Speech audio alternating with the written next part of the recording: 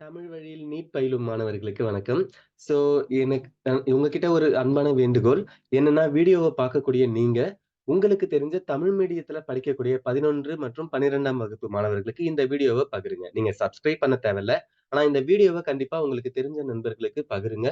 அது மூலியமா தமிழ் வழியில படிக்கக்கூடிய கிராமப்புற மாணவர்கள் கண்டிப்பா நீட் தேர்வுகள எளிதில கடக்கிறதுக்கு அது உதவும். ஸோ முடிஞ்ச அளவுக்கு ஷேர் பண்ணுங்க. ஓகே, இப்ப கொஸ்டின்ஸ்குள்ளார போகலாம். 49த் கொஸ்டின். கீழுள்ள அமைப்பின் சரியான ஐயுபிஏசி பெயர் என்ன? அப்படின்னு கேட்டிருக்காங்க. ஓகேங்களா? ஐயுபிஏசி பெயர் கேட்டிருக்காங்க. இப்போ உங்களுக்கு தோணலாம், இங்க புரோமின் அப்படின்றது ஒரு பதிலீடா இருக்கு. இங்க மெத்தில் இருக்கு இல்லையா? அப்போ இங்க இருந்து நம்பர் குடுக்கும்போது 1, 2, 3, 4, 5 5 கார்பன் இருக்கனால பென்ட்.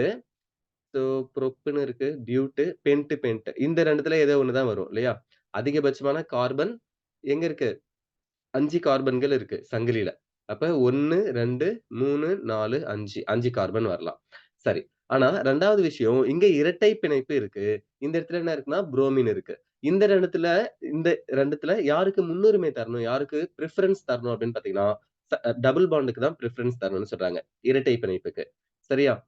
அப்போ இரட்டை பிணைப்புக்கு குறைவான நம்பர் வரணும். நான் இங்க நம்பர் எழுதுறேன். 1, 2, 3, 4, 5 இப்படி எழுதும்போது 5 கார்பன்னா பென்ட் வந்துருச்சு. ஆனா 3வது கார்பன்ல டபுள் பாண்ட் இருக்கு இல்லையா? 3 ஈன் அப்படின்னு இருக்கும். அப்படி ஒரு ஆப்ஷன்ஸ் இதுல இல்ல. அத பார்த்தாலும் கெஸ் பண்ணலாம். அப்படி இல்லனாலும், நான் ஏற்கனவே உங்களுக்கு சொன்னது 2வது கார்பன்ல புரோமின் இருக்கு. ஆனா முன்னுரிமை யாருக்கு தரணும்? டபுள் பாண்டுக்கு தானே. அப்ப இங்க இருந்து நம்பர் குடுத்துட்டு வாங்க. பாருங்க. 1, 2, 3, 4, 5 இப்போ பாருங்க 2வது கார்பன்லயே என்ன இருக்குன்னா, டபுள் பாண்ட் இருக்கு. 2 ஈன் அப்படின்னு வரும். இது 2த்துலயுமே அதுதான் இருக்கு. அடுத்தது 3 கார்பன்ல என்ன இருக்கு? மெத்தில் இருக்கு இல்லையா? 3வது கார்பன்ல மெத்தில் இருக்கு. 4ல புரோமின் இருக்கு. அப்ப 4 புரோமோ. இதுல வேற ஏதாவது இருக்கா? ஆப்ஷன் ஏ, பி, சில? இல்ல. இதுல தான் என்ன இருக்கு? 4 புரோமோ. 4வது கார்பன்ல புரோமின் இருக்கிற, 3வது கார்பன்ல மெத்தில் இருக்கக்கூடிய பென்ட் 5 கார்பன் இருக்கனால பென்ட். அதுல 2வது கார்பன்ல டபுள் பாண்ட் இருக்கு. 2 ஈன் அப்படின்னு சொல்றோம்.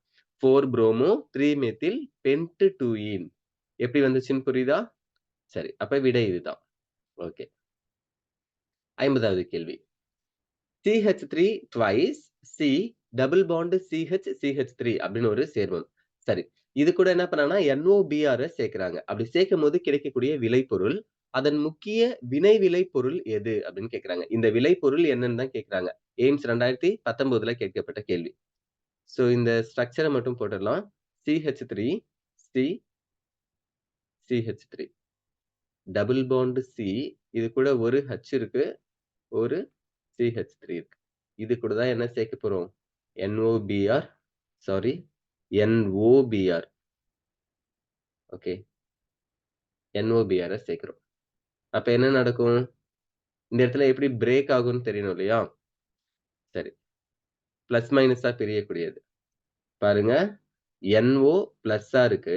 நைட்ரசோனியம் அயனி அப்படின்னு சொல்லுவோம். இது உங்களுக்கு படிச்சிருப்பீங்கன்னு நான் நம்புறேன். NO2 பிளஸ்ன்னு இருந்துச்சுன்னா நைட்ரோனியம் அயனி.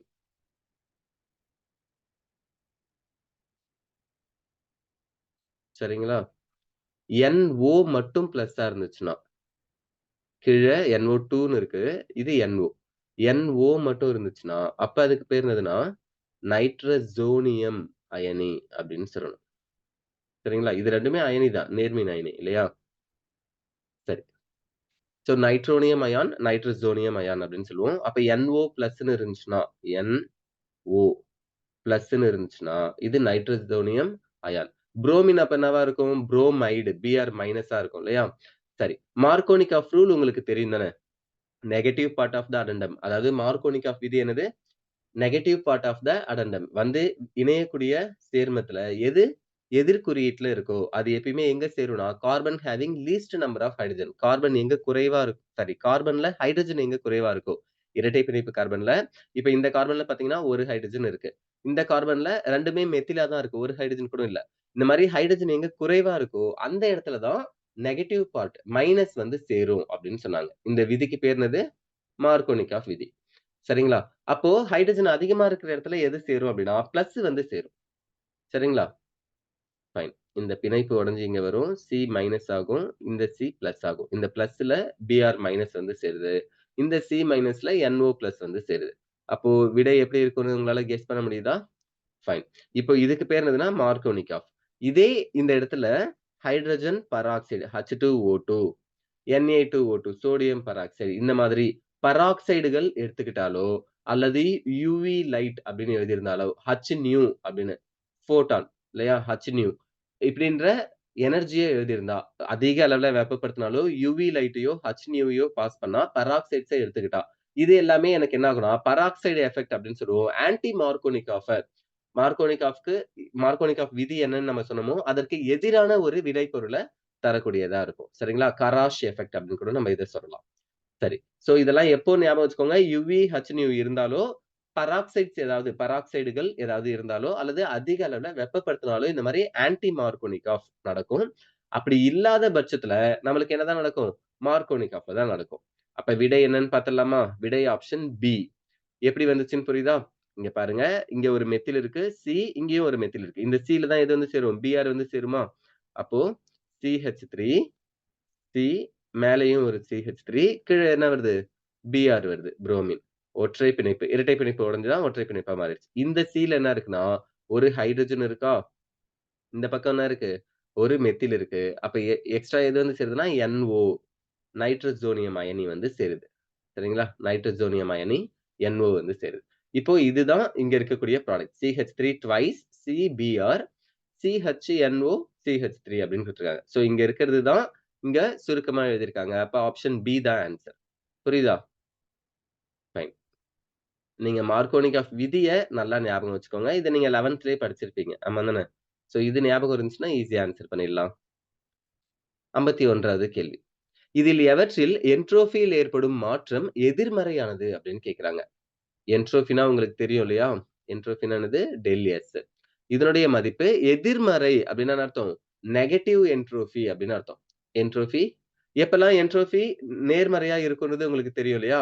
ஒழுங்கற்ற தன்மை, சீர்மையற்ற தன்மை அதிகரிக்கும்போது. இல்லையா? ரேண்டம்னஸ் டிஸார்டர் அப்படின்னு சொல்லுவோம். கலையா முலையான்னு, கச்சா முச்சான்னு பிரியக்கூடிய எல்லாத்தையும் நம்ம என்ட்ரோபி அப்படின்னு சொல்லுவோம். ஒழுங்கற்ற தன்மைக்கு பேரு என்ட்ரோபின்னு சொல்லுவோம். அப்போ அப்பதான் என்ட்ரோபி பாசிட்டிவா இருக்கும்னா, ஒழுங்கற்ற தன்மை ஒழுங்கான தன்மையா மாறும்போது, ஒழுங்கான தன்மைன்னா என்ன அர்த்தம்? இப்போ கலையா முலையான்னு பிரிஞ்சு இருக்கக்கூடியதெல்லாம் ஒண்ணா சேர்ந்து ஒரே சேர்மமா மாறுதுன்னு வச்சுக்கோங்க. அப்ப என்ட்ரோபி என்ன ஆகும்னா, நெகட்டிவா இருக்கும். சரிங்களா? சரி. பாருங்க ஆப்ஷன் ஏ என்ன குடுத்திருக்காங்கன்னா, திடப்பொருளை வாயுவாக பதங்கமாக்குதல் அப்படின்னு சொல்லியிருக்காங்க. திடப்பொருள் ஒரு சாலிட் இருக்கு. அத என்னவா மாத்துறாங்க? டைரக்ட்டா கேஸா மாத்துறாங்க. சப்ளிமேஷன் பதங்கமாதல் செயல்முறை குடுத்திருக்காங்க. இப்போ என்ட்ரோபி என்ன ஆகும்? அதிகமா தான் ஆகும். பாசிட்டிவ். ஏன்னா திடப்பொருள்ல மூலக்கூறுகள்லாம் எப்படி இருக்கும்? ரொம்ப நெருக்கமா டைட்டா இருக்கும் இல்லையா? வாயுவா மாறும்போது அது ஈஸியா ஆயிடும். தனித்தனியா பிரிஞ்சு போயிடும். அப்போ என்ட்ரோபி என்ன ஆகும்? பாசிட்டிவ் நேர்மறை. இதுல entropy positive. Okay. 2 hydrogen gives H2. 2 hydrogen அணுக்களா இருக்கு. அது 2ம் ஒண்ணா சேர்ந்து என்னவா மாறுதுன்னா, ஹைட்ரஜன் மூலக்கூறா மாறுது. இப்போ இங்க என்ன நடக்குதுன்னு பாருங்க. 2 அணுக்கள் தனித்தனியா இருந்துச்சு. அப்போ அதிகமான கன அளவு, அதிகமான அ அழுத்தம் இருந்திருக்கும். ஆனா, அது என்ன ஆகுதுன்னா, ஒரு மூலக்கூறா அதாவது ஒரே 1 மோல் ஹைட்ரஜன் மூலக்கூறா மாறுது. ஈரணு மூலக்கூறா. அப்போ என்ன ஆகும்? குறையும் இல்லையா? சரி. அப்ப இங்க என்ட்ரோபி குறையும்னு நம்மளுக்கு ஒரு ஐடியா தோணுது. பட் அடுத்த ஆப்ஷன்ஸ்லாம் பார்த்துட்டு இன்னும் கன்ஃபார்ம் பண்ணிக்கலாம். சரிங்களா? நீரின் ஆவியாதல் குடுத்திருக்காங்க. நீர் அப்படின்றது வாட்டர் லிக்விடா இருக்கு. இந்த நீர் என்னவாகுதுன்னா, ஆவியாகுது. அப்பயும் மூலக்கூறுகள்லாம் என்னாகும்? ஒழுங்கற்ற தன்மைக்கு போகும். சோ என்ட்ரோபி என்னவா இருக்கும்? பாசிட்டிவா இருக்கும். ஓகே. வெப்பநிலையில் வாயு விரிவாக்கம் அப்படின்னு சொல்றாங்க. அது திடநிலையிலிருந்து வாயுவானா பதங்கமாக்குதல் சொன்னோம். நீரிலிருந்து ஆவியாதல் அப்படின்றது ஆவியாகுதல் அப்படின்னு சொல்லுவோம். வேப்பரைசேஷன். வெப்பநிலையில் வாயு விரிவாக்கம். வாயுவா தான் இருக்கு. நான் எடுத்துக்கும்போதே கேஸா தான் எடுத்துக்கிறேன். ஆனா அது என்ன ஆகுதுன்னா, எக்ஸ்பான்ஷன் ஆகுது. விரிவாக்கம் அடையுதுன்னு சொல்றாங்க. எப்போ? அதிக அளவுல வெப்பப்படுத்தும்போது, அந்த வெப்பத்த அது என்ன பண்ணும்னா, கைனடிக் எனர்ஜியா மாத்திக்கும். இயக்க ஆற்றலா மாத்திக்கும். உள்ளார இருக்கக்கூடிய வாயு மூலக்கூறுகள் நகரும் இல்லையா? அதுக்கு தேவையான ஆற்றல தான் நம்ம என்ன சொல்லுவோம்? இயக்க ஆற்றல்ன்னு சொல்லுவோம். நான் குடுக்கக்கூடிய வெப்பம் அனைத்தையும் அது உள்வாங்கிக்கிட்டு, இயக்க ஆற்றல் அதிகமாகும். அப்ப ஒண்ணோட ஒண்ணு அந்த சுவர்கள போய் வேகமா மோதும். அழுத்தம் அதிகமாகும். சரிங்களா? இப்படி விரிவாக்கம் அடையுதுன்னா, கேஸ் எக்ஸ்பேண்ட் ஆகுதுன்னா, இதையும் நம்ம என்னதான் சொல்லுவோம்? பாசிட்டிவ்ன்னு தான் சொல்லுவோம். ஓகேங்களா? எக்ஸ்பேண்ட் ஆகுதுன்னா விரிவடைஞ்சு போகுது. அப்ப விரிவடைஞ்சு போச்சுன்னா, ஒழுங்கற்ற தன்மை தான் அதிகமாகும். என்ன அதிகமாகும்? ஒழுங்கற்ற தன்மை.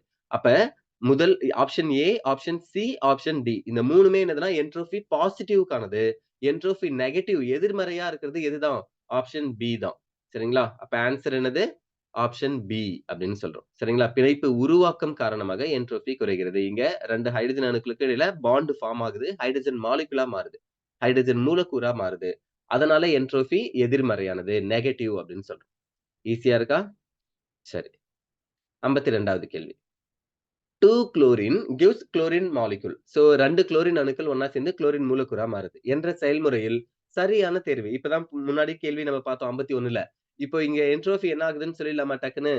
என்ன ஆகுது? பாருங்க 2 அணுக்களா இருந்தது. ஒரே ஒரு மூலக்கூறா மாறுது. அப்ப என்ட்ரோபி என்னது? நெகட்டிவ் அப்படின்னு சொல்லுவோமா? என்ட்ரோபி குறையுது. முன்னாடி ஆப்ஷன்ல என்ன குடுத்தாங்க? 2 ஹைட்ரஜன் அணு ஹைட்ரஜன் மூலக்கூறா மாறுதுன்னு சொன்னாங்க. இப்போ குளோரின் அணுக்கள் 2 குளோரின் மூலக்கூறா மாறுதுன்னு சொல்றாங்க. ஓகே. அப்ப என்ட்ரோபி நெகட்டிவ் இது உங்களுக்கு தெரிஞ்சுச்சு. என்ட்ரோபி நெகட்டிவ் அப்படின்னா என்ன அர்த்தம்னா, டெல் எஸ் லெஸ் தென் 0 அப்படின்னு அர்த்தம். 0த்தை விட குறைவு. அப்பதான் நெகட்டிவ். 0த்தை விட அதிகம்னா பாசிட்டிவ். 1, 2, 3ன்னு இருக்கும். நெகட்டிவ்னா -1, -2 அதெல்லாம் 0த்தை விட குறைவு இல்லையா?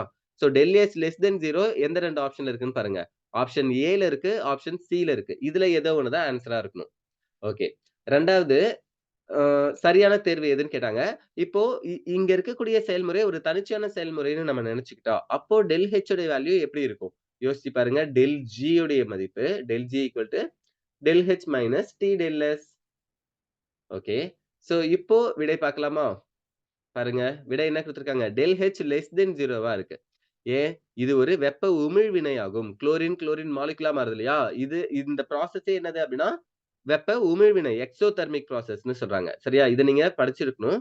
ஃபைன். ஏனெனில் பிணைப்பு உருவாகும்போது அது ஆற்றலை வெளியிடுகிறது. பாண்ட் ஃபார்ம் ஆகும்போதெல்லாம் அது என்ன ஆகும்? 2 ஆட்டம் ஒண்ணா கொலைட் ஆகி, கம்பைன் ஆகி அதாவது 2 அணுக்கள் மோதி தான் அங்க பிணைப்பு உருவாகுது. எலக்ட்ரான்கள் ஒண்ணோட ஒண்ணு இணையும்போது, அங்கிருந்து ஆற்றல் என்ன ஆகும்? வெளியேறும் அப்டின்னு சொல்றாங்க.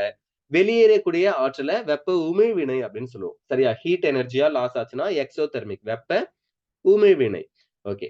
பிணைப்பு உருவாகும்போது ஆற்றலை வெளியிடுகிறது. அப்ப ஆற்றல் வெளியிடுது அப்படின்னா, அந்த என்தால்பி மாற்றம் எப்படி இருக்கும்னா, குறைவா இருக்கும் 0த்த விட. Del H less than 0. 2 வாயு அணுக்கள் ஒன்று சேர்ந்து ஒரு வாயு மூலக்கூறை உருவாக்குகின்றன. சீரற்ற தன்மை இல்லையா? அப்ப என்ட்ரோபிய என்ன சொல்லுவோம்னா, லெஸ் தென் 0 அப்படின்னு சொல்லுவோம். ஃபைன். சீர்மையான தன்மைன்னு சொல்லியிருக்கணும். ஃபைன். அதனால ஆப்ஷன் சி குடுத்திருக்காங்க. ஆப்ஷன் சி என்னது? Del H less than 0, del Sம் லெஸ் தென் 0. ஈஸியா இருக்கா? ஃபைன். 2020ல கேட்ட கொஸ்டின். இந்த மாதிரி கேள்விகளுக்கு நீங்க தயாராகுங்க. 53வது கேள்வி. ஒரு திரவ கலவையில் X நீராவி வடித்தல் மூலம் சுத்திகரிக்கப்படுகிறது. நீராவி வடித்தல்ன்னு அவங்களே சொல்லிட்டாங்க. வாலை வடித்தல், நீராவி வடித்தல் இந்த மாரி வடித்தல் முறைகள்ல நெறைய முறைகள் இருக்கு இல்லையா? சரி, நீராவி வடித்தல் அப்படின்னு சொல்லிட்டாங்க. ஸ்டீம் டிஸ்டிலேஷன் அப்படின்னு சொல்லியிருக்காங்க. அது எதுவாக இருக்கலாம் அப்படின்னு கேட்கறாங்க. அந்த திரவ கலவை Xன்றது எதுவா இருக்கலாம்ன்னு கேட்கறாங்க. நீராவியால வடிக்கக்கூடியதா இருக்கணும்னா, கண்டிப்பா அது நீரு கூட என்ன பண்ணக்கூடாதுன்னா, வினை புரியக்கூடாது. தண்ணீரோடு என்ன பண்ணக்கூடாது? கலக்கவே கூடாது. அப்பதான் அது நீராவியால என்ன பண்ண முடியும்? டிஸ்டிலேஷன் பண்ண முடியும். 2வது நீராவியால ஆவி ஆகுமா? ஆகாதான்றத நம்ம புரிஞ்சுக்கணும். நீராவி வடித்தல் செயல்முறையில நீராவிய வச்சு நம்ம பாஸ் பண்ணும்போது, ஸ்டீம பாஸ் பண்ணும்போதே அது என்ன ஆயிடணும்? வேப்பர் ஆயிடணும். ஓகேவா? இந்த 2 கண்டிஷனும் தெரிஞ்சுச்சுன்னா, நம்ம இத ஈஸியா சொல்லிடலாம். ஆப்ஷன் ஆன்ஸர் என்னன்னு தெரிஞ்சிருச்சா? Answer B. நீராவியில் ஆவியாகும். எக்ஸ் என்பது கண்டிப்பா நீராவியிலேயே ஆவியாயிடும். நான் அதிக அளவுல வெப்பப்படுத்தணும்னு அவசியம் இல்ல. வெறும் ஸ்டீம பாஸ் பண்ணா, நீராவி அ பாய்ச்சும்போது அது என்ன ஆயிடும்? ஆவியா மாறிடும் அப்படின்றது ஃபர்ஸ்ட் பாயிண்ட். 2வது தண்ணீருடன் கலக்காது. நீர் கூட அது வினை புரிஞ்சுச்சுன்னா, தண்ணீர் கூட கலந்துச்சுன்னா, அது என்ன ஆகாது? வடித்தல் முறையில தனியா பிரிக்க முடியாது. சுத்திகரிக்க முடியாது. சரியா? அப்ப தண்ணீர் கூட கலக்கக்கூடாது. நீராவியில் ஆவியாகக்கூடியதா இருக்கணும். அதே சமயம் தண்ணீரில் கலக்காததா இருக்கணும். அப்போ ஆப்ஷன் பி தான் ஆன்ஸர். சரிங்களா? ஈஸியா இருக்கா? சரி, இதெல்லாம் நம்ப அந்த பாயிண்ட்ஸ படிக்கும்போது இன்னும் நல்லா ஆன்ஸர் பண்ணலாம். 2020ல கேட்ட கேள்வி தான். ஓகே. இதே மாதிரி தேர்வுகள்ல கேட்கப்பட்ட கேள்விகள் ஆங்கிலத்தில தான் உங்களுக்கு நெட்ல எல்லாத்துலயுமே கிடைக்கும். தமிழ்ல டிரான்ஸ்லேட் பண்ணி நம்ப அதுக்கான ஆன்ஸர்ஸையும் எக்ஸ்பிளைன் பண்ணிட்டு இருக்கோம். உங்களுடைய நண்பர்கள் தமிழ் மீடியம் படிக்கக்கூடிய மாணவர்களுக்கு உங்களுடைய ஸ்டூடண்ட்ஸா இருக்கலாம். அல்லது நீங்க பேரண்ட்ஸா இருந்தீங்கன்னா, உங்களுடைய சில்ட்ரன்ஸாவே இருக்கலாம். அல்லது உங்களுடைய ஃபிரெண்ட்ஸ் யாராவது இருக்கலாம். நீங்க இங்கிலீஷ் மீடியம் படிப்பீங்க. உங்களுடைய ஃபிரெண்ட்ஸ் யாராவது தமிழ் மீடியம் படிப்பாங்கல்ல. அந்த மாதிரி தமிழ் மீடியம் படிக்கிற பசங்களுக்கு இந்த வீடியோஸ ஷேர் பண்ணுங்க. அது எனக்கு நீங்க செய்யக்கூடிய மிகப்பெரிய உதவி. சோ செய்வீங்களா?